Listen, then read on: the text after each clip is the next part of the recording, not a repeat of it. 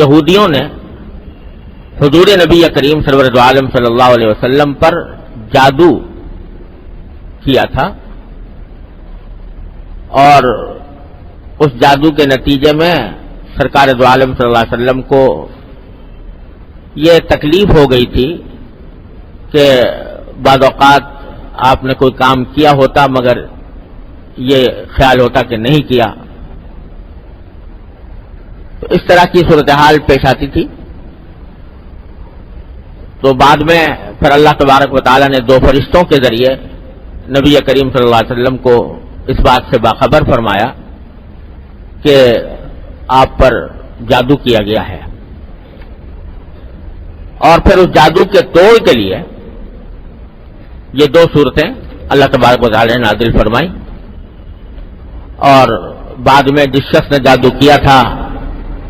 وہ ایک کنویں میں کچھ گرہیں باندھ کر جادو دفن کیا گیا تھا، تو نبی کریم صلی اللہ علیہ وسلم کو جب بتا دیا گیا اللہ تعالیٰ کی طرف سے، تو آپ نے وہ گرہیں کھولی، اور ان دو صورتوں میں سے ہر ایک صورت کی پہلے ایک آیت پڑھتے اور گرہ کھولتے، پھر دوسری آیت پڑھتے دوسری گرہ کھولتے، اس طرح یہاں تک کہ ساری کی ساری گرہیں کھل گئیں، اور اللہ تعالیٰ نے پھر اس جادو کے اثر سے آپ کو محفوظ رکھا۔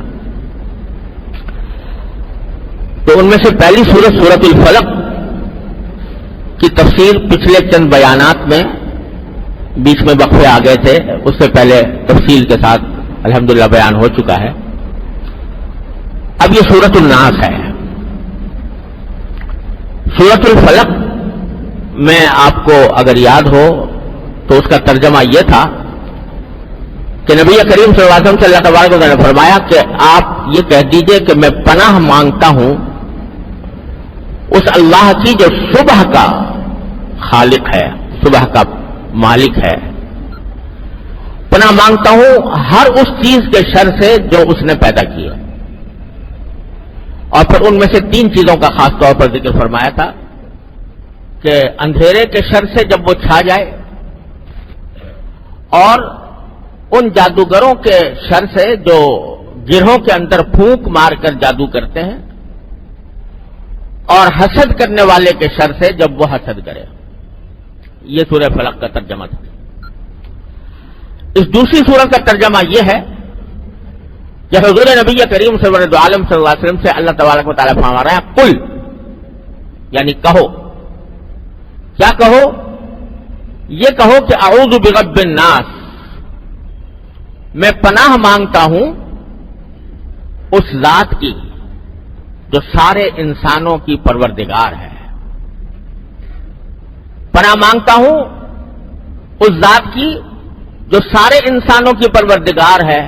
ملک الناس جو سارے انسانوں پر بادشاہت رکھے ہوئے ہے، الہ الناس جو سارے انسانوں کی معبود ہے، اس کی پناہ مانگتا ہوں۔ کس چیز سے پناہ مانگتا ہوں؟ من شر الوسواس الخناس، اس شیطان کے شر سے جو دل میں وسوسے ڈالتا ہے اور پیچھے ہٹ جاتا ہے۔ الذی یوسوس فی صدور الناس، جو وسوسے ڈالتا ہے لوگوں کے سینوں میں، من الجنۃ والناس، چاہے وہ شیطانی عمل کرنے والا جنات میں سے ہو یا انسانوں میں سے ہو۔ تو ذرا دونوں صورتوں میں تھوڑا سا مقابلہ کر کے دیکھیں تو پہلی صورت میں اللہ تعالیٰ نے فرمایا کہ پناہ مانگتا ہوں ہر اس چیز کے شر سے جو اللہ نے پیدا کیا ہے، جتنی مخلوقات ہیں ان کے شر سے پناہ مانگتا ہوں، وہ چاہے انسان ہو جو تکلیف پہنچانے والے دشمن ہو، چاہے وہ جنات ہوں، چاہے وہ جانور ہوں موذی جانور، چاہے اور کوئی مخلوق ہو جو انسان کو تکلیف پہنچانے والی ہے، ان سب کے شر سے اللہ میں آپ کی پناہ مانگتا ہوں۔ وہاں اس میں یہ فرمایا گیا تھا۔ اور یہاں یہ سورت جو ہے یہ خاص طور سے وسوسے ڈالنے والے شیطان کے شر سے پناہ مانگنے کے لیے ہے۔ من شر الوسواس الخناس الذی یوسوس فی صدور الناس من الجنۃ والناس۔ تو پہلی صورت میں در حقیقت انسان کو پناہ مانگنے کی تلقین فرمائی گئی ہے ہر اس مصیبت سے یا ہر اس تکلیف سے جو اسے کسی بھی مخلوق سے پہنچے. انسان دشمن ہے، مثلا کوئی دشمنی پر آمادہ ہے، تکلیف پہنچانا چاہتا ہے، حسد کرنے والا ہے، حسد کر رہا ہے اور حسد کی وجہ سے تکلیف پہنچا رہا ہے، یا اور کوئی اس کو دشمنی ہے جس کی وجہ سے وہ تکلیف پہنچانا چاہتا ہے، یا جانور ہے کوئی تکلیف پہنچانا چاہتا ہے، کوئی ڈاکو ہے، کوئی چور ہے، ان سب کے شر سے پناہ مانگی گئی ہے. تو اس میں در حقیقت پناہ مانگی گئی ہے ان مصیبتوں سے اور ان تکلیفوں سے جو انسان کے جسم کو پہنچ سکتی ہیں. اور یہ سورۃ الناس میں در حقیقت پناہ مانگی گئی ہے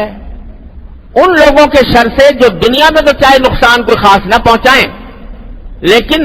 آخرت میں نقصان پہنچانے والے ہیں، کہ دل میں وسوسے ڈال کر انسان کو کفر میں مبتلا کر دیں، شرک میں مبتلا کر دیں، اللہ بچائے گناہوں میں مبتلا کر دیں، معصیتوں کا عادی بنا دیں، ان کے شر سے پناہ مانگیے. تو اگر خلاصہ دیکھا جائے تو سورہ فلق میں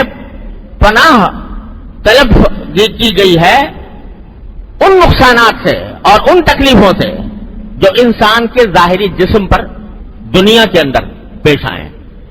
ان سے پناہ مانگی گئی. اور سورہ ناس میں اس نقصان سے پناہ مانگی گئی ہے جو انسان کو آخرت میں نقصان پہنچائے،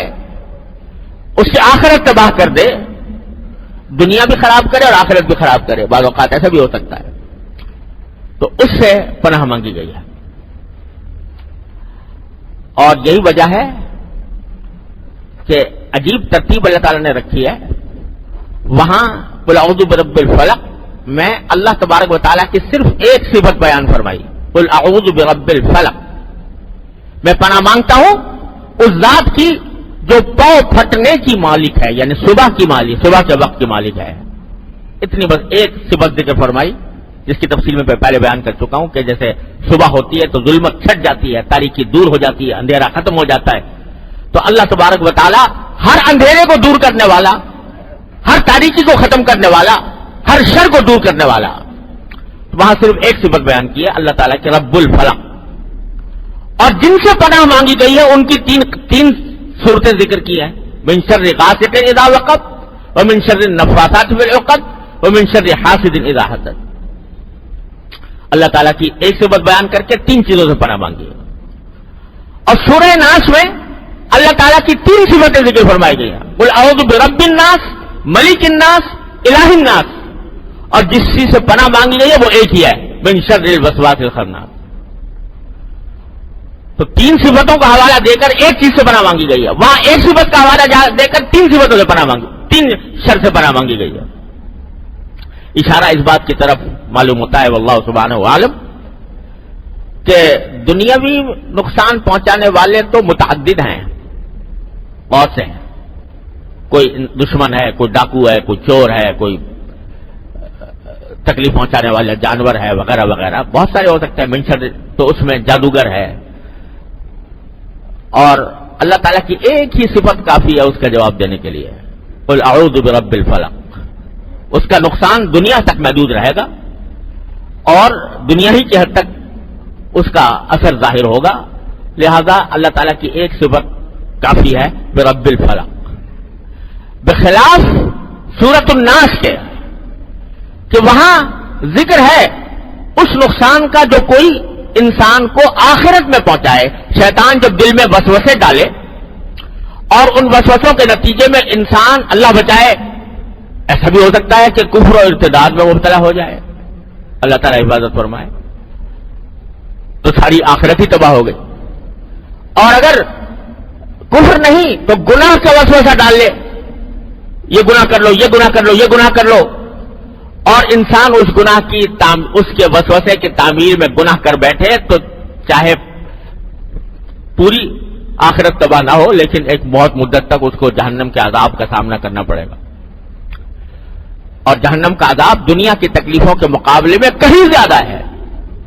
ساری زندگی انسان تکلیفوں میں مبتلا رہے، ایک ذرہ برابر اس کو خوشی نہ ملے، تو وہ ہلکا ہے بنسبت اس کے کہ تھوڑی دیر اللہ بچائے جہنم میں چلا جائے۔ اس جہنم کا عذاب اتنا سخت ہے، اس لیے جہنم کی وہ آخرت کی تکلیف، آخرت کی مصیبت دنیا کی مصیبت کے مقابلے میں کہیں زیادہ ہے۔ لہذا اس میں اللہ تعالیٰ کی 3 صفتیں بیان فرمائی۔ پناہ مانگو کس سے؟ اس ذات سے جو تمام انسانوں کی پروردگار ہے، جو تمام انسانوں کی بادشاہ ہے، جو تمام انسانوں کی معبود ہے، اس کی پناہ مانگو، اس کے حوالے سے پناہ مانگو کہ اللہ آپ تو ہمارے رب بھی ہیں، پروردگار ہیں، آپ نے پیدا کیا، آپ ہی نے پالا پوسا، آپ ہی نے پروان چڑھایا، اور آپ ہی کی سلطنت ہے تمام کائنات پر، للہ ملک السماوات والارض، اور آپ ہی ہمارے معبود ہیں، آپ ہی کی ہم عبادت کرتے ہیں، الہ الناس۔ تو ہمیں اس شیطان سے پناہ میں رکھیے، اپنی پناہ میں، جو وسوسے ڈال کر پیچھے ہٹ جاتا ہے۔ اور تینوں صفتیں وہ ذکر کی گئی ہے اللہ تعالیٰ کی جو حفاظت کے اوپر دلالت کرتی ہے۔ رب کے زمانہ وہ ذات جو پرورش کرتی ہے، پالتی ہے، پروردگار ہے۔ تو جب کوئی کسی کو پالتا ہے، جیسے ماں بچے کو پالتی ہے، باپ بچے کو پالتا ہے، تو اس کی حفاظت کرتا ہے، ہر دم اس کو اپنی آنکھ کے سائے میں رکھتا ہے کہ کہیں اس کو کوئی نقصان نہ پہنچائے۔ اسی طرح ملک الناس بادشاہ ہوتا ہے، اگر کوئی صحیح معنی میں بادشاہ ہو، صحیح معنی میں حکمران ہو، تو وہ اپنی رعیت کی حفاظت کرتا ہے، اس کی نگہداشت کرتا ہے کہ کوئی اس کو نقصان نہ پہنچ جائے۔ اور جب کوئی الہ الناس یعنی وہ معبود ہے، تو جو معبود ہے، تو جو بندہ اس کی عبادت کر رہا ہے اس کی وہ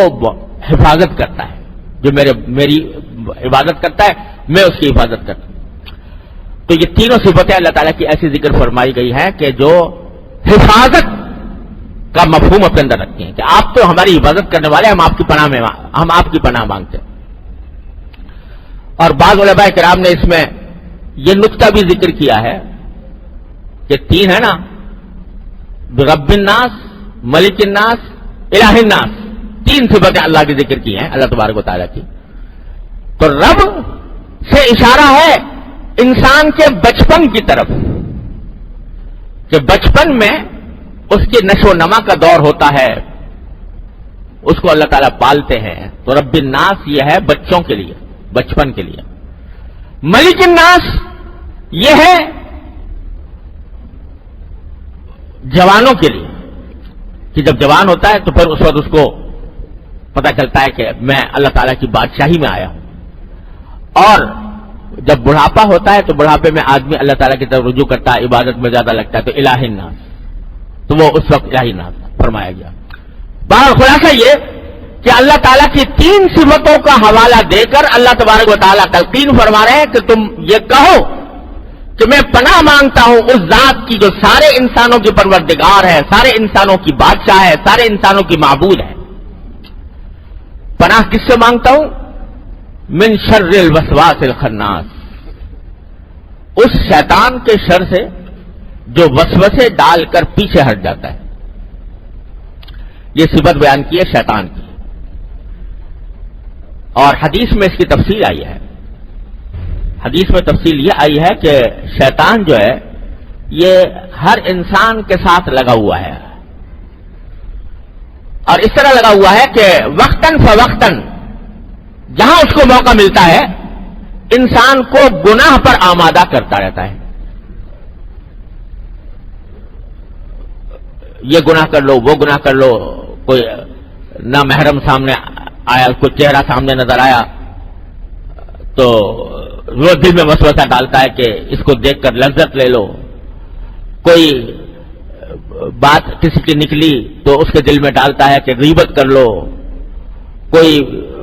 موقع آیا تو دل میں ڈالتا ہے کہ جھوٹ بول جاؤ، کوئی موقع آیا تو کہہ بھائی چلو نماز چھوڑ دو۔ غرض مختلف قسم کے گناہوں پر کا وسوسہ دل میں ڈالتا ہے۔ اور پیچھے ہٹ جانے کی کیا معنی؟ تو پیچھے ہٹ جاتا ہے، وسوسہ ڈال کے پیچھے ہٹ جاتا ہے۔ اس کے دو معنی ہیں۔ ایک معنی یہ ہے کہ یعنی وسوسہ ڈالتا تو ہے اور ترغیب دیتا ہے کہ بھائی فلاں گناہ کر لو، لیکن گناہ یہ دل میں ڈال کے آدمی کو اس غلط راستے پر لگا کر خود بھاگ جاتا ہے، یعنی اس کی ذمہ داری نہیں لیتا کہ بھائی میں نے تمہیں کہا تھا لہٰذا تمہارا عذاب میں بھگت لوں گا، نہیں، بس یہ غلط راستے پہ ڈال کے اور خود الگ ہو جائے گا اور انسان کو اس میں مبتلا کر دے گا۔ ایک تو اس کے معنی یہ ہے، اور دوسرے معنی حدیث میں رسول کریم سرور عالم صلی اللہ علیہ وسلم نے ارشاد فرمائے کہ شیطان کا معاملہ یہ ہوتا ہے انسان کے ساتھ کہ وہ اس کے دل میں برے برے خیالات، برے برے ارادے پیدا کرتا ہے، لیکن جو ہی ان ارادوں کے پیدا کرنے کے بعد جو ہی اللہ کا بندہ اللہ تبارک و تعالیٰ کا ذکر کر لیتا ہے تو فوراً پیچھے ہٹ جاتا ہے، بھاگ جاتا ہے۔ یعنی اللہ تبارک و تعالیٰ اس لفظ کے ذریعے اس بات کی طرف اشارہ کر رہے ہیں کہ ڈرو مت زیادہ اس کے وسوسے سے، یہ جو ہے تو خطرناک، اگر وسوسہ کام کر گیا تمہاری آخرت تباہ کر دے گا،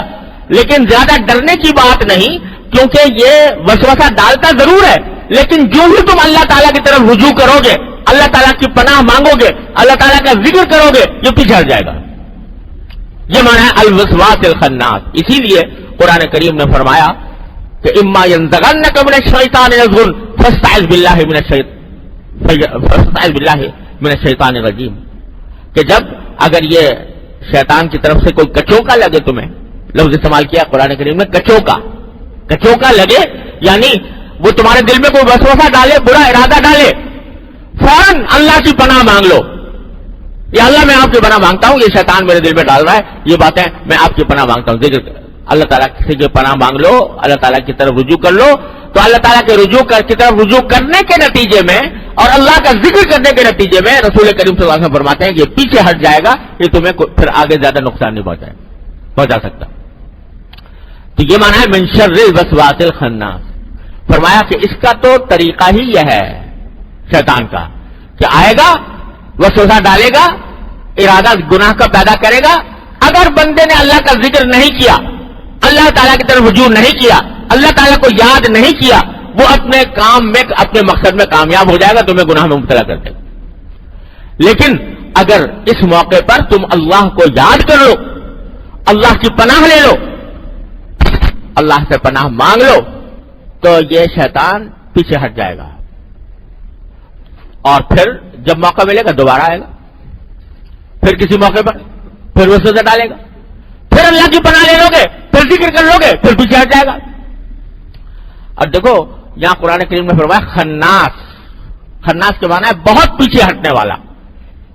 ایک لفظ ہوتا ہے خانس عربی میں، جس کے معنی ایک مرتبہ پیچھے ہٹنے والا، اور خناس کے معنی بہت پیچھے، یعنی بار بار پیچھے ہٹنے والا۔ کیا معنی کہ بار بار حملے کرتا ہے اور بار بار پیچھے ہٹتا ہے۔ ہر حملے کے موقع پر آسان علاج یہ ہے کہ تم اللہ کی طرف رجوع کرو، اللہ کی پناہ مانگو کہ یا اللہ یہ دل میں خیال آ رہا ہے، مجھے اس کے شر سے محفوظ کر دیجئے اور مجھے ہمت دے دیجئے، مجھے طاقت دے دیجئے کہ میں اس گناہ سے بچ جاؤں۔ تو نتیجہ یہ کہ پیچھے ہٹ جائے گا، ختم ہو جائے گا۔ اسی لیے فرمایا ان کید الشیطان کان ضعیفا، شیطان کی جو تدبیر ہے بڑی کمزور ہے،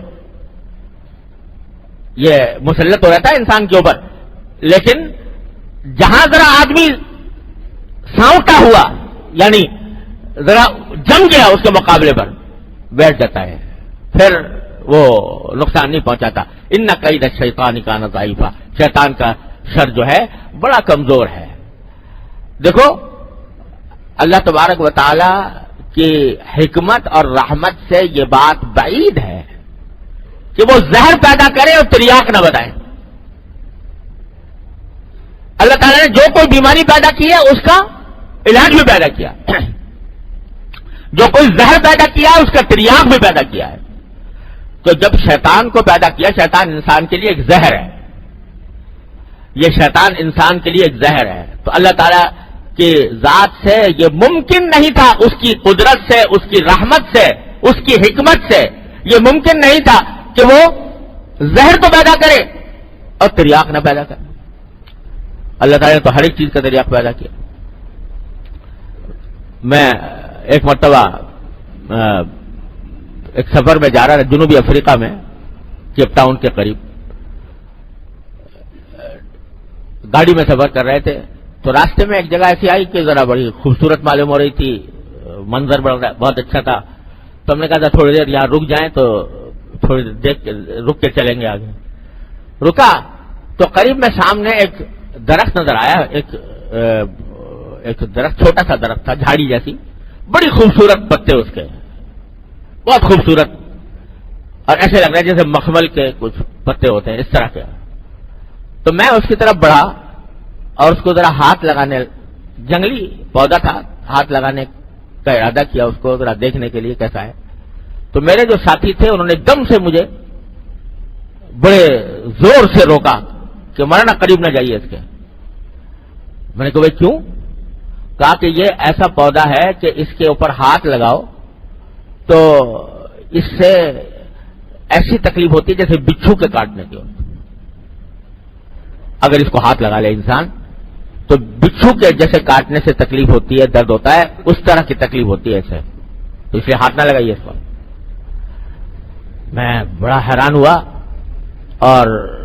ساتھ ہی میں نے یہ کہا بھائی یہ تو بڑی خطرناک چیز ہے، آپ نے تو مجھے بتا دیا۔ تو میں رک گیا اس سے، نہ جانے کتنے لوگ ہیں جو اجنبی گزرتے ہوں گے تو وہ ہاتھ لگاتے ہیں، ان کو تکلیف پہنچ جائے، کیا قصہ؟ تو انہوں نے کہا مگر جی ایک عجیب بات یہ ہے کہ جہاں یہ پودا ہوتا ہے اسی کے جڑ میں ایک اور پودا نکلتا ہے، اور اس کو ہاتھ لگا کر جو تکلیف اگر ہو گئی ہے اس کو ہاتھ لگا دے تو وہ دور ہو جاتی ہے۔ وہ یہ پودا جو ہے یہ اس کو ہاتھ لگاؤ تو بچھو کے کاٹنے جیسی لہریں انسان کے اندر پیدا ہو جائیں گی، اور نیچے ایک چھوٹا سا پودا اگا ہوا ہے اس کو ہاتھ لگا دو تو وہ ساری تکلیف دور ہو جائے گی۔ میں نے کہا تبارک اللہ احسن الخالقین، جو زہر پیدا فرمایا تو اس کا تریاق بھی ساتھ ساتھ موجود ہے اللہ تعالیٰ کی طرف سے، اس کی رحمت اور حکمت کا معاملہ یہ ہے۔ تو ایک طرف تو مجھے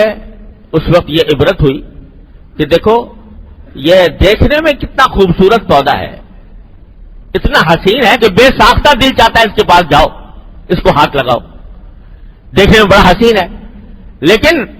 اتنا خطرناک اور اتنا زہریلا ہے کہ بچھو کے کاٹے جیسی لہریں اسے پیدا ہو جاتی ہیں۔ تو یہ دنیا میں جتنے گناہ ہیں، گناہ دنیا کے اندر ہے، ان سب کی ایک مجسم مثال ہے یہ پودا، کہ دیکھنے میں بڑا خوبصورت لگتے ہیں، ایسا معلوم ہوتا ہے کہ اس سے بڑا لطف آئے گا، بڑا مزہ آئے گا، بڑی لذت حاصل ہوگی، لیکن انجام کار وہ زہریلے ہیں، وہ بچھو کے کاٹنے کی طرح کی چیز ہے۔ ایک تو یہ سبق ملا، دوسرا سبق یہ ملا کہ جس اللہ تعالیٰ جہاں کہیں کوئی زہر پیدا کرتے ہیں اس کا تریاق بھی پیدا فرماتے ہیں، اس کے ازالے کی تدبیر بھی عطا فرماتے ہیں۔ تو جب شیطان کو پیدا کیا وہ انسان کے لیے ایک زہر تھا، تو اس کا تریاق بھی اتنا آسان بنا دیا، اس کا تریاق بھی اتنا آسان بنا دیا کہ اگر اس کے ڈسنے سے پہلے اس کا تریاق یہ ہے کہ اللہ کی طرف رجوع کر لو، اللہ کی پناہ میں آ جاؤ۔ اما ينزغنك من الشیطان نزغ فاستعذ باللہ، جب تمہیں شیطان کچوکا لگانے لگے تو اللہ کی پناہ مانگو، یا اللہ میرے دل میں یہ خیال برا آ رہا ہے، مجھے بچا لے اس سے، شیطان کے شر سے بچا لے۔ اگر پہلے خیال آ جائے تو پہلے پناہ مانگ لو اللہ تبارک و تعالیٰ کی، اور اگر خدا نہ کرے اس شیطان کے شر سے متاثر ہو کر، مغلوب ہو کر گناہ کا ارتکاب کر لیا تو تریاق یہ ہے کہ استغفار اور توبہ کرو۔ استغفر اللہ ربی من کل ذنب واتوب الیہ، اے اللہ میں آپ سے میں معافی مانگتا ہوں، میں توبہ کرتا ہوں، استغفار اور توبہ کر لو، تو یہ تریاق ہے اس کا۔ ایک طرف شیطان کا شر ہے اور ہے بڑا خطرناک، لیکن اللہ تبارک و تعالیٰ نے اس سے بچنے کا آسان طریقہ دونوں طرف رکھا ہوا ہے، دائیں بھی اور بائیں بھی، آگے بھی اور پیچھے بھی، کہ آگے یہ کہ پناہ مانگ لو اللہ تبارک و تعالیٰ کی، اور پیچھے یہ کہ اگر خدا نہ کرے مبتلا ہو ہی گئے تو پھر فوراً توبہ اور استغفار کر لو، التائب من الذنب کمن لا ذنب لہ، جو توبہ کر لے اللہ تبارک و تعالیٰ کے حضور گناہوں سے وہ ایسا ہو جاتا ہے جیسے کہ گناہ کیا ہی نہیں تھا۔ تو یہ ہے مفہوم قل اعوذ برب الناس ملک الناس الہ الناس من شر الوسواس الخناس، اس ظالم کے شر سے جو وسوسے ڈال کر بھی چڑھ جاتا ہے۔ اللہ تبارک و تعالیٰ اپنے فضل و کرم، اپنی رحمت سے ہم سب کو اس کے شر سے محفوظ رکھے۔ کچھ اور آیت سورت کا حصہ باقی ہے، انشاءاللہ اللہ تعالیٰ زندگی عطا فرمائی تو اگلے جمعے میں تکمیل کروں گا. وقت